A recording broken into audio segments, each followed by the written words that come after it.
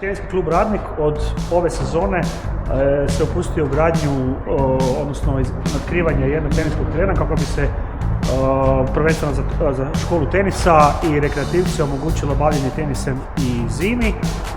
Dvoranu gradi tvrtka Kudumija, investitor je komunalno poduzeće, naravno kojem se ovim putem zahvaljujemo, direktoru i svim njihovim djelatnicima, kao i gradu Križevcima i gradonačelniku Mariju Rajlu, kud je to krenula inicijativa.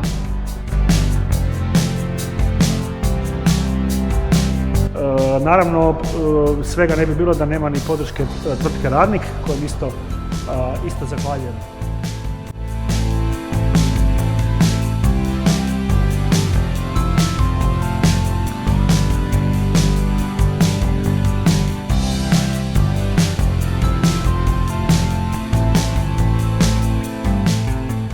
Šator će biti u funkciji, očekuje se od 1.12. U tijeku su završni radovi na rasvjeti, grijanju i naravno izgradnji odnosno uređivanju samoga terena.